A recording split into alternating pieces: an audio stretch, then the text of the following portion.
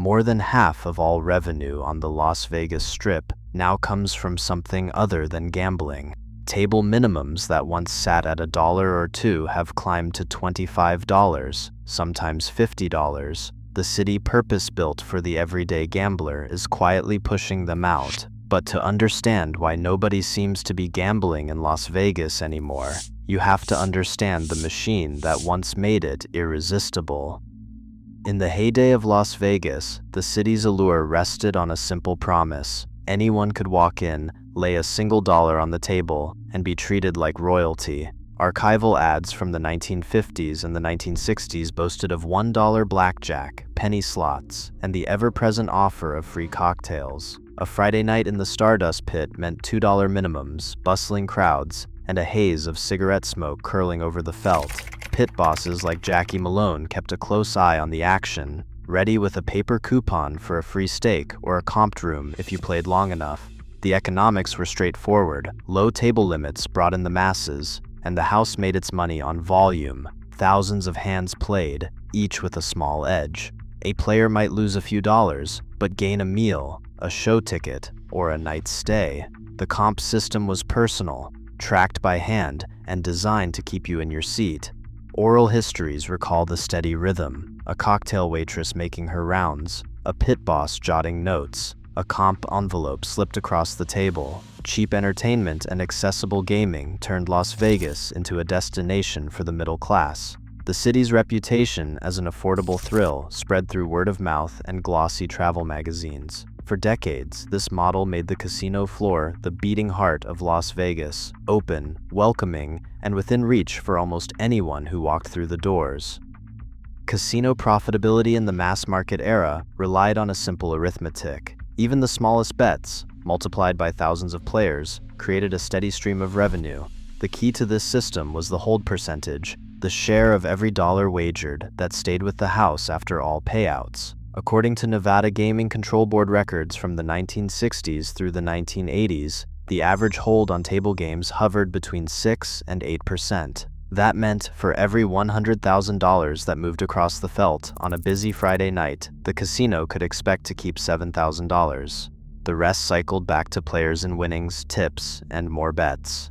The numbers played out in real time. Former Stardust pit boss Jackie Malone described Friday nights when $2 blackjack tables would be packed with tourists, each betting small but steady. Malone recalled, "You could see the whole state of Ohio in the pit," as chips and comp slips changed hands. The pit boss's job was to keep the action moving, not to chase high rollers, but to fill every seat and keep the games running late into the night.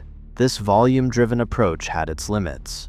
The house edge was modest, so the system only worked when the floor was full and the hands kept coming. If the crowds thinned or players slowed down, profits quickly shrank. The model depended on constant turnover and a relentless pace, thousands of bets per hour, each one a tiny piece of the casino's margin. For decades, that formula defined the economic logic of the Las Vegas Strip. A glance at the latest revenue charts from the UNLV Center for Gaming Research reveals a city transformed. In 1990, more than 80% of Strip resort revenue came from gaming. By 2025, that share has dropped to just over half, with non-gaming sources, hotels, dining, entertainment, and retail making up the balance. SEC filings from major operators like MGM Resorts and Caesars confirm the trend. Non-gaming now accounts for 46 to 52% of property revenue, a stark reversal from the era when the casino floor paid the bills. On the ground, the cost of entry has shifted just as dramatically. Table minimums that once sat at $5 or $10 now routinely stand at $25, $50, or higher, especially on weekends. Signage at flagship properties like the Bellagio and Wynn lists $25 as the lowest bet for blackjack, with high-limit rooms demanding far more. For the casual visitor, the days of dropping a few dollars for a night of play are largely gone.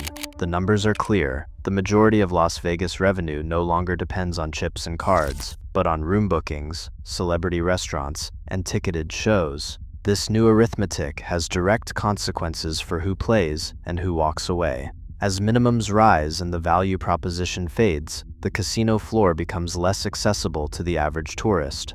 The story now unfolds in the margins, at the velvet ropes of nightclubs, the doors of Michelin-starred steakhouses, and the box office for headline residencies, while the tables that once defined the city stand half-empty, waiting for a different kind of customer.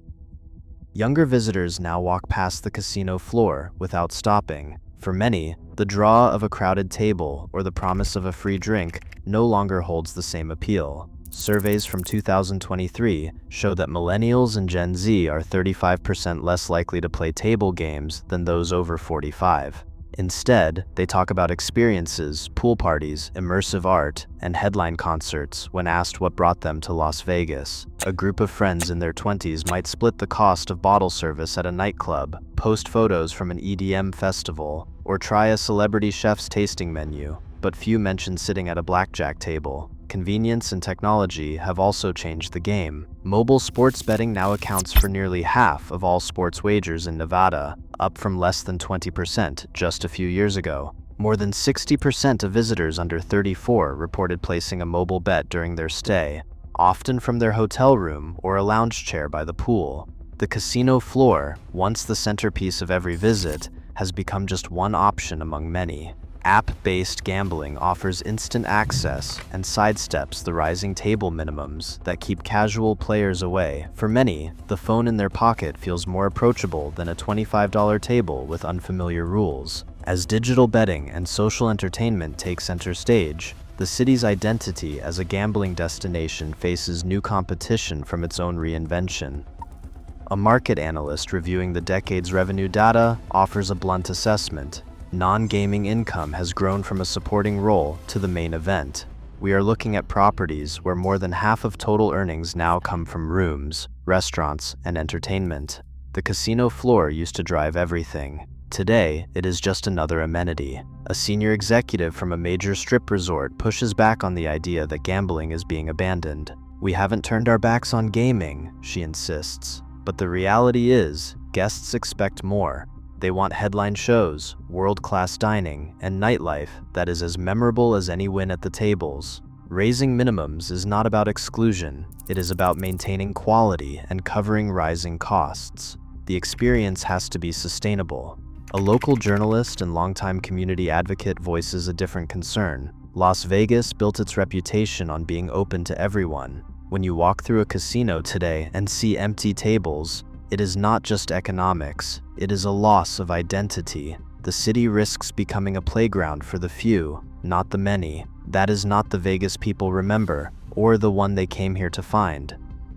Las Vegas stands at a crossroads, its future uncertain, and its identity up for debate.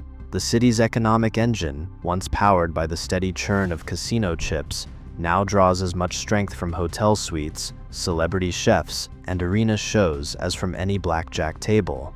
This transformation raises fundamental questions. What happens to the capital that once flowed through the pits, funding jobs and shaping the skyline? As non-gaming revenue fills the coffers, the workforce itself is shifting. Dealers and pit bosses, once central figures, face a world where hospitality, entertainment, and technology roles are in higher demand.